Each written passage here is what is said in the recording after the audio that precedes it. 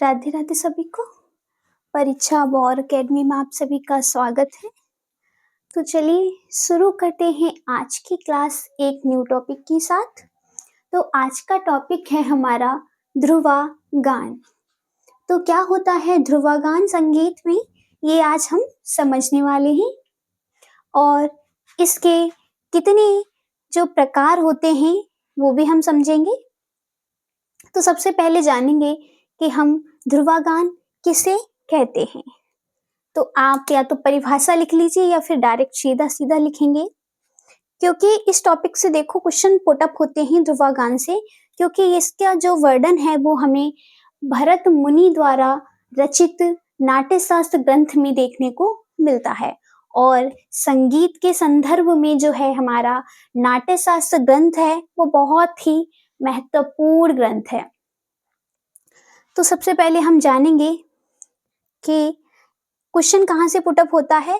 तो आज हम देखेंगे, पूछ लिया जाता है कि ध्रुवा गान के कितने भेद हैं, या फिर पूछ लिया जाएगा कि प्रावेशिकी भेद में किसका वर्णन किया गया है। तो आज हम इस टॉपिक को समझेंगे, तो उसमें आपको इन सब के उत्तर देखने को मिलेंगे। तो सबसे पहले लिखेंगे कि ध्रुवा गान क्या है। तो नाट्य या नृत्य में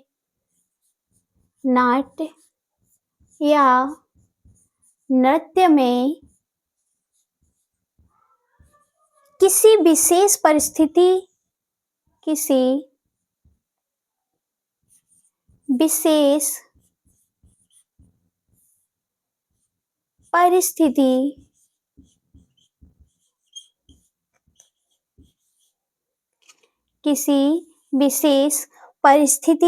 कौमा पात्र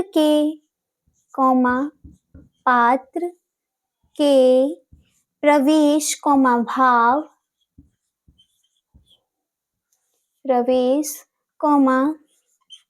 भाव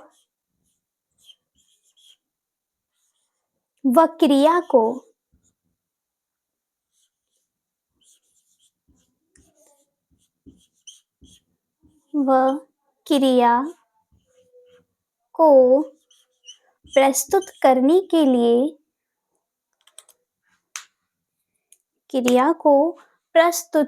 के लिए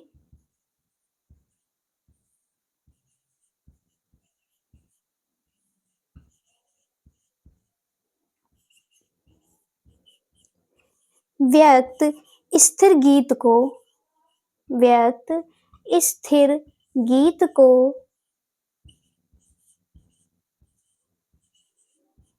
क्या कहते हैं, तो ध्रुवा गान कहते हैं। ध्रुवा गान कहते हैं। तो ये थी हमारी इसकी डेफिनेशन कि ध्रुवा गान क्या है। तो नाट्य या नृत्य में किसी विशेष परिस्थिति पात्र के प्रवेश भाव व क्रिया को प्रस्तुत करने के लिए,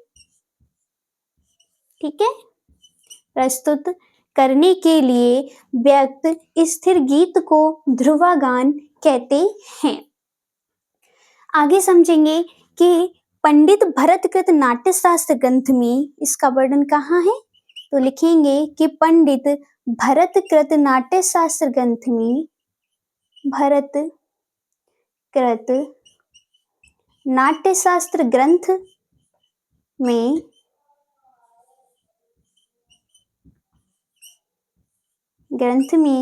कौन से अध्याय में इसका वर्णन है। तो 32वें अध्याय में ध्रुवा गान का वर्णन मिलता है। 32वें अध्याय में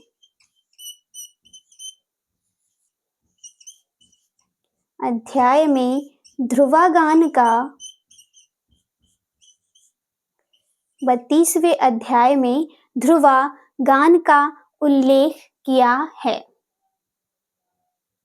ध्रुवा गान का उल्लेख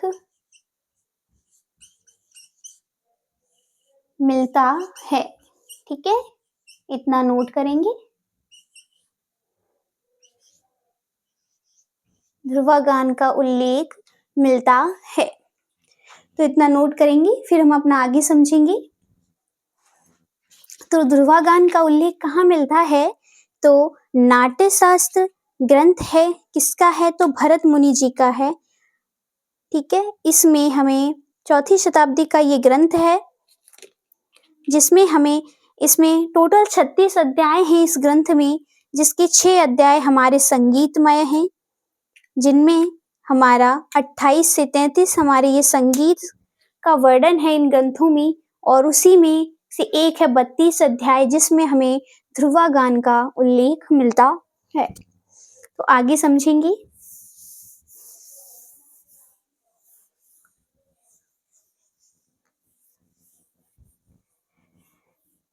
आगे लिखेंगे कि ध्रुव नाम इसीलिए रखा गया है क्योंकि ये स्थिर होता है।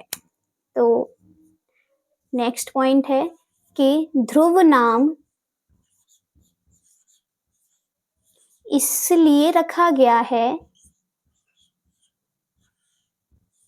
इसलिए रखा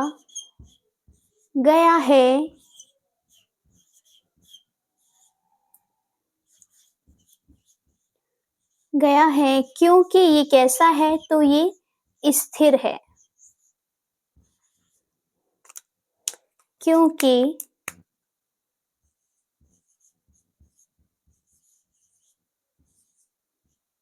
क्योंकि ये स्थिर है,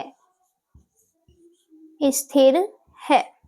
ठीक है, नेक्स्ट पॉइंट लिखेंगे कि ध्रुवागान प्राचीन संगीत और नाट्य शास्त्र में, तो ध्रुवागान प्राचीन संगीत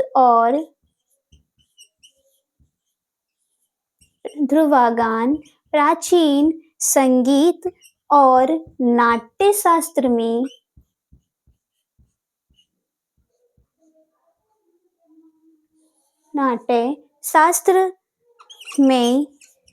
प्रयुक्त होने वाला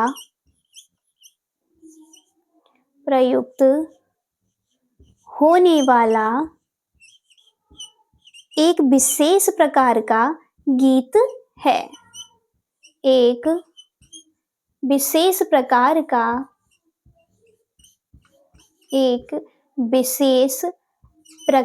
का गीत है।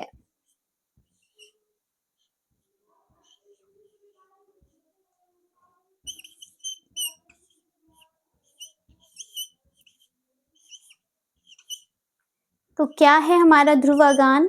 तो ये प्राचीन संगीत और नाट्य शास्त्र में प्रयुक्त होने वाला एक विशेष प्रकार का गीत है। अगर देखेंगे तो मैंने आपसे बताया था कि क्वेश्चन पुटअप होता है ध्रुवागान के कितने भेद होते हैं। तो यहाँ पे लिखेंगे नेक्स्ट पॉइंट में कि ध्रुवागान के 5 भेद भरत जी ने बताए हैं। तो लिखेंगे कि भरत जी ने ध्रुवागान के 5 भेद बताए हैं। भरत जी ने ध्रुवागान के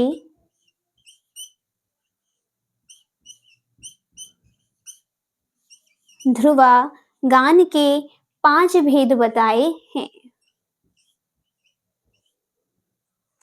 कितने भेद बताए हैं? तो 5 भेद बताए हैं।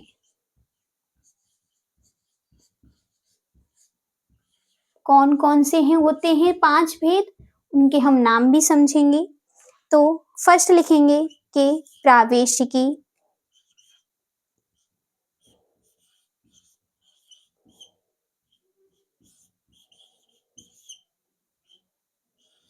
एक होता है हमारा प्रावेशिकी, दूसरा है आक्षेपिकी। Number second point आक्षेपिकी,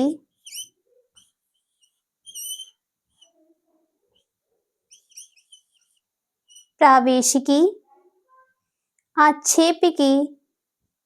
number third तो प्रसादिकी,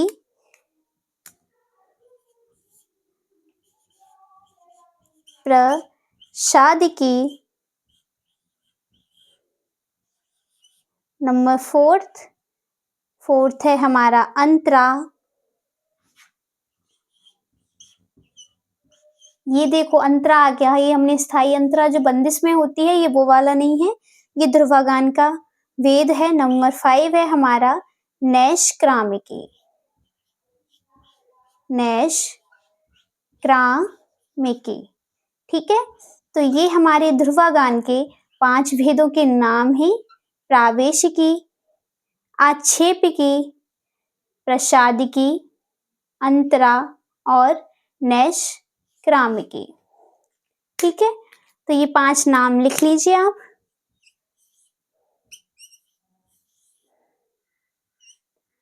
प्रावेशिकी, आक्षेपिकी, प्रसादिकी और नैष्क्रामिकी।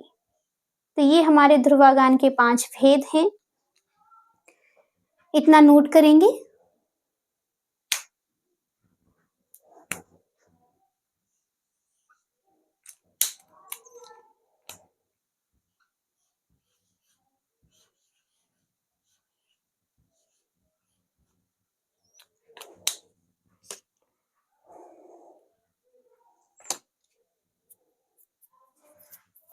ठीक है, तो आगे बढ़ते हैं अब हम। यानी कि हमारा जो ये ध्रुवागान है वो कैसा होता है, तो एक प्रकार का ये स्थिर गीत है। इसके 5 भेद होते हैं, प्रावेशिकी, आक्षेपिकी, प्रसादिकी, अंतरा, नैष्क्रामिकी। तो सबसे पहले हम प्रावेशिकी को समझेंगे, तो हेडिंग डाल लीजिए प्रावेशिकी।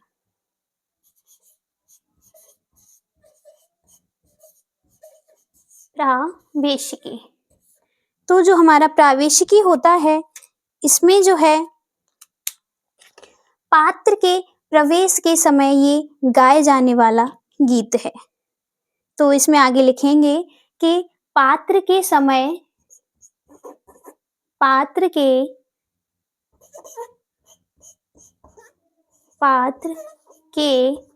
प्रवेश के समय, प्रवेश के समय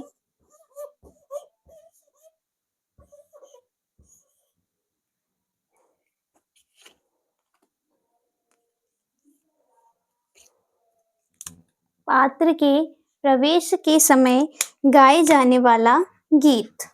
तो पात्र के प्रवेश के समय गाए जाने वाला गीत है हमारा प्रावेशिकी। आक्षेपिकी क्या है, तो ये किसी घटना या संकेत को प्रकट करने के लिए है। तो लिखेंगे या संकेत को प्रकट करने के लिए।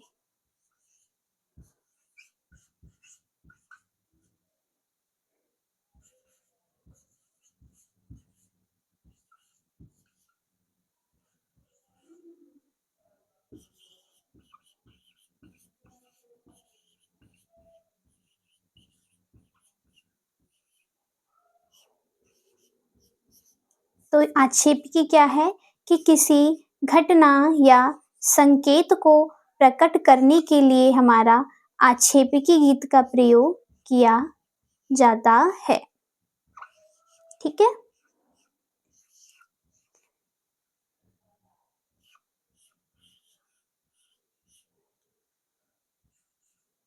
ये प्रकट लिखा हुआ है,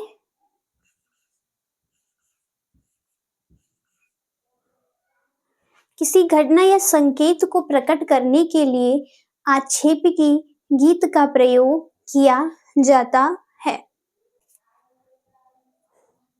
इसको क्लीन कर रही हूं मैं।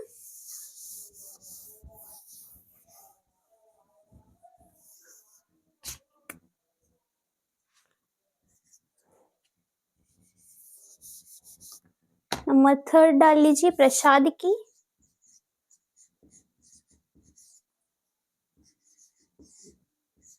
तो प्रसादिकी क्या है, इसमें शांत और प्रसन्न वातावरण के लिए गाए जाने वाला गीत है ये। तो लिखेंगे कि शांत और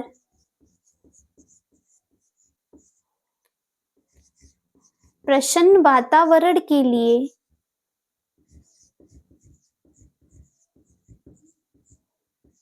प्रसन्न वातावरण के लिए गाए जाने वाला गीत। ठीक है, नंबर 4 डाल लीजिए अंतरा। तो अंतरा क्या होता है? ठीक है, तो इसमें जो है ये दोषों को छिपाने के लिए होता है। तो ये गीत होता है, ये गीत दोषों को छिपाने के लिए गाया जाता है। दोषों को छिपाने के लिए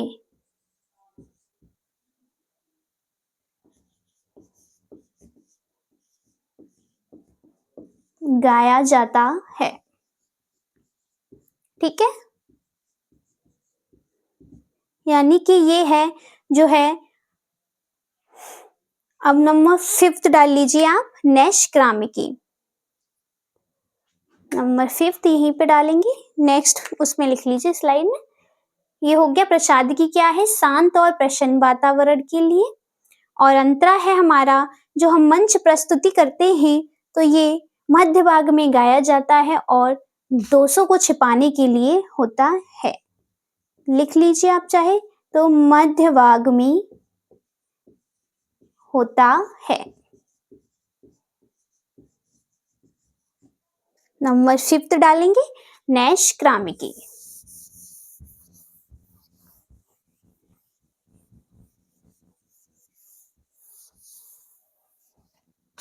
नंबर 5 पॉइंट है हमारा नैष्क्रामिकी। तो नैष्क्रामिकी क्या होता है?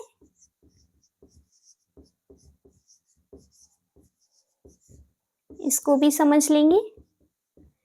तो ये जो है मंच से बाहर जाने के समय गाया जाता है। तो लिखेंगे कि ये गीत मंच से बाहर जाते समय गाया जाता है। बाहर जाते समय गाया जाता है। तो ये है हमारे ध्रुवगान के 5 भेद, जिसको मैंने आपको बता दिया है कि किस गीत का कब प्रयोग किया जाता है। ये गीत स्थिर होता है, इसीलिए इसका नाम ध्रुवगान रखा गया है। ठीक है, इसका वर्णन है जो नाट्यशास्त्र के 32वें अध्याय में मिलता है। 5 भेद होते हैं। प्राचीन संगीत नाट्यशास्त्र में प्रयुक्त होने वाला एक ये विशेष प्रकार का गीत है जिसके 5 भेद हैं। तो आज की क्लास हमारी यही समाप्त होती है। मिलते हैं हम अपनी नेक्स्ट क्लास में एक न्यू टॉपिक के साथ। तब तक के लिए राधे राधे सभी को।